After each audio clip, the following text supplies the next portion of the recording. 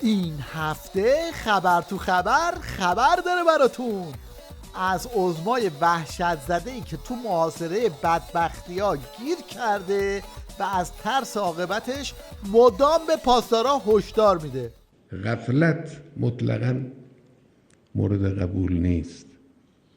بایستی دائم بیدار بود، دائم بایستی هوشیار بود. این هم وضعیت پاسدارای دل و دماغ سوخته بعد از شنیدن هشدار عظما.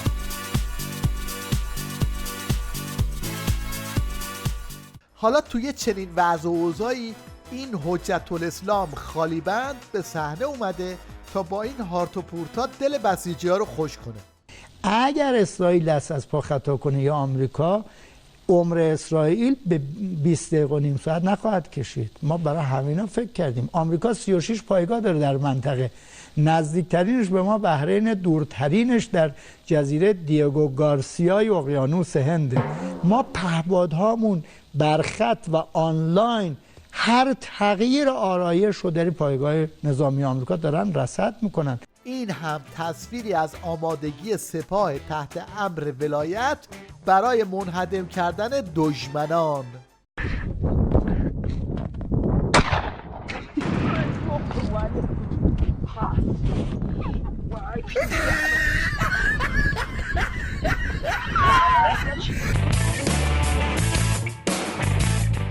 این نجم آرپیجی هم از استبل ولایت پاسدارا رو مخاطب قرار میده و میگه نمیخواد برید پهپاد آمریکایی سرنگون کنید، بیایید پهپادای خودمون رو سرنگون کنید. از سپاه پاسداران همراه با سایر مسئولین در شرایط فعلی باید چندین پهپاد داخلی را سرنگون کنند.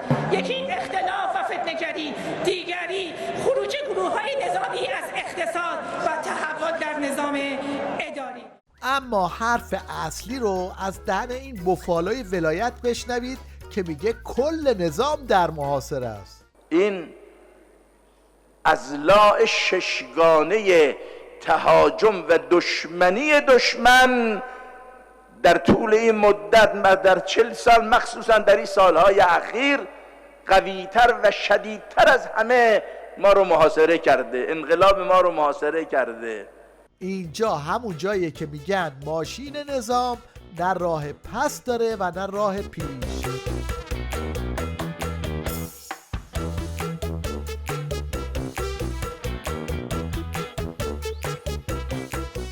شیخ فری هم که تا دیروز قمپوز در میکرد و میگفت در بهترین شرایط ممکنیم، مجبور شده که در آستانه خفگی به شرایط سخت نظام اعتراف کنه.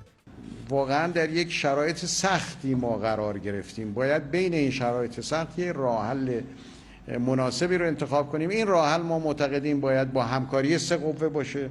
ترس آخوندا از اینه که از زور بار تحریمات چپ کنن.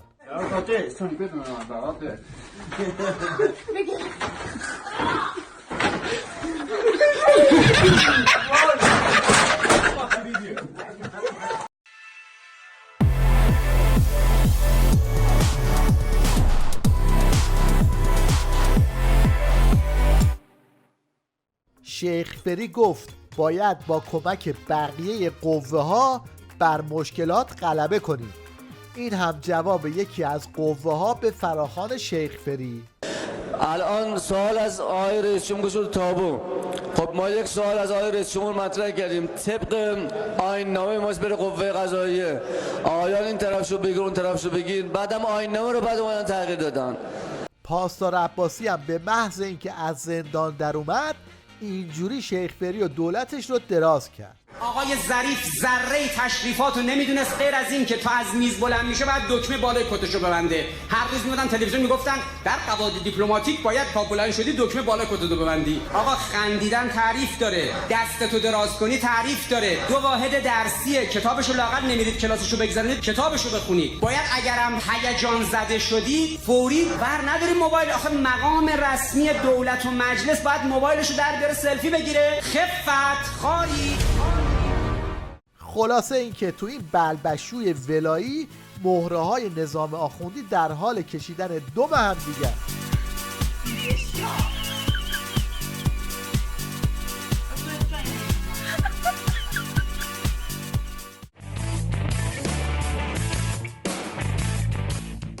اولین مشنگ هفته این خرس قهوه‌ایه که میخواد شانس خودش رو در مسابقه خالی بندی امتحان کنه.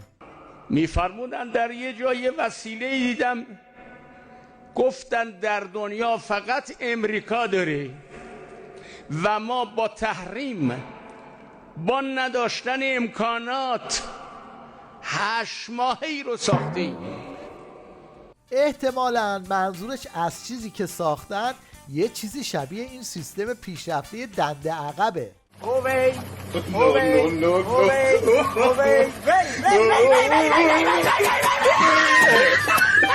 این به اصطلاح شاعر مشنگم قصد داره با این وعده ها به بسیجی های هراسون روحیه بده و وضعیت پتال نظام رو پنهون کنه. دیر و زود این خبر به گوش رسد، از هبل کعبه پاک خواهد شد. شک مکنای خنجر یمنی که خلیفه هلاک خواهد شد. البته خودشون خوب میدونن که وضعیت نظام در منطقه یه چیزی تو این مایه هاست.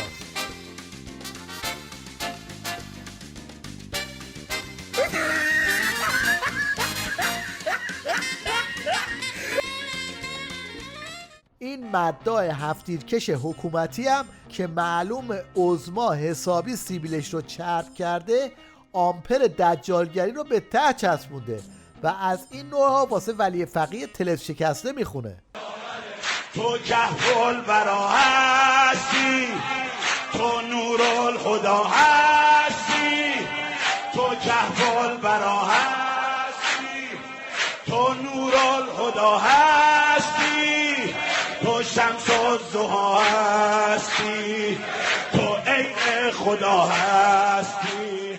البته تیویریش هم قصد داره تا همین دجالگری ها رو تبلیغ کنه، اما با این پاسخ ها مواجه میشه و ملت به ریشش میخندن. آقا چه رابطه‌ای بین انقلاب ما و حکومت جانی حضرت مهدی هست؟ خیلی هست. یه نمونهش رو از زبان این بزبز قندی نظام بشنوید که پته همپالگیاش رو اینطوری رو آب میریزه. طرف ریش داره، انگشتر عقیق داره، یقش هم اینجوری میبنده، یه تسبیح هم دستشه. بعد طرف آمده مردم میگه آقا زنه آقا پدر ما رو در آوردن اداره اینجوری کرد، بخشنامه اینجوری شد، تسبیح دستشه. سبحان الله سبحان الله سبحان. بله بفرمایید، شما بفرمایید. خاک بر سرت مردی که سبحان الله تو شب تو خونت برو بگو. اینجا جای سبحان الله گفتن، اینجا باید بلند شی به من بگی بله آقا کارت چیه. این هم تصویری از وضعیت نظام پابگور ولایت از زبان جوجه تئوریسین نظام. این طرف هم یک عده‌ای فکر کردن مثلا فقط با همین مشی پیرپاتالی سنگینه نمیدونم چی میتوان انقلاب. اصلا نه به جذب جدید فکر میکنن. یک نگاه بسته ما اصول رو میفهمیم، ما گرایش به اصول داریم فلذا اصول گراییم. خب ما همین نه به جذب جدید، نه ارتباط درست با نسل جدید رو بلدن، نه با مخاطب بلدن ارتباط برقرار بکنن. کجا دیدی شما؟ یک عده چسبیدن نظام با خودش میگه ما 57 یه عده بودیم انقلاب کردیم، با همونا میرسونیم به ظهور امام زمان، نیاز به نیروی جدید نداریم، تو راه هم ریزش هایی وجود دارد. تصویری که این جوجه بسیجی از ماشین قراضه ولایت ارائه داد مشابه چنین چیزیه.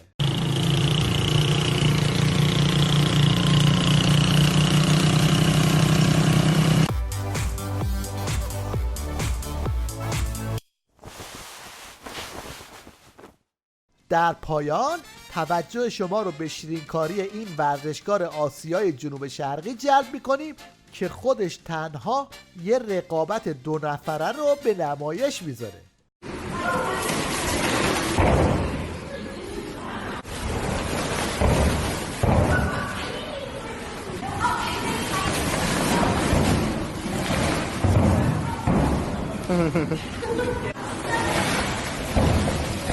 Oh shit!